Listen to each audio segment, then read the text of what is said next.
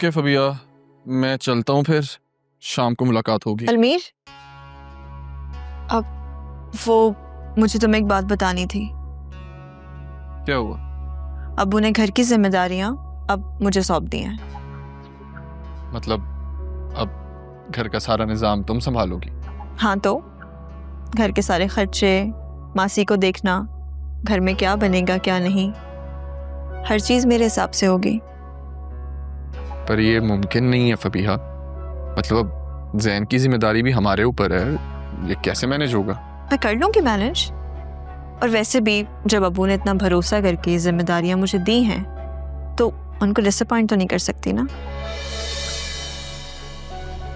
उम्मीद है सब सही सलामत हो जाए। तो फिक्र ही मत करो, बस देखते जाओ मैं करती क्या हूँ। क्या मतलब?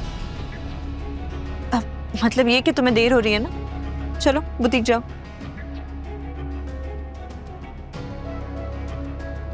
लाफिस।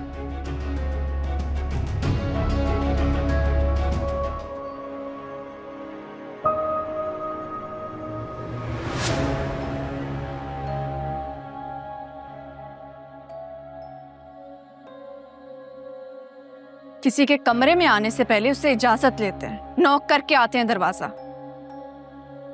इजाजत? आपको क्या लगता है जिसके हाथ में इस घर की चाबियां हों उसे इस घर में घूमने फिरने के लिए किसी की भी इजाजत की कोई जरूरत है?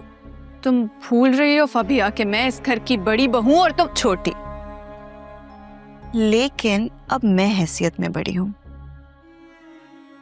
पहले आप हुक्म चलाती थी ना मुझ पे, अब मैं चलाऊंगी और आपको मेरे सारे हुक्म मानने पड़ेंगे। कैसे किया तुमने ये सब कुछ? जानती हूं मैं, अब्बू के जज्बात से खेला ना तुमने, खुद को मजलूम दिखाया ना उनके सामने। और तुम समझती हो कि ये इक्तदार तुम्हारा है? समझती नहीं, जानती हूं। और अब ये जो घर है ना, ये मेरे असूलों के हिसाब से चलेगा। यहाँ कब क्या कैसे होगा ये सब मैं बताऊंगी और सबको मेरा हुक्म मानना पड़ेगा, आपको भी। याद रखना फबिया, इक्तदार छीनना बहुत आसान है लेकिन उसको निभाना उतना ही मुश्किल है।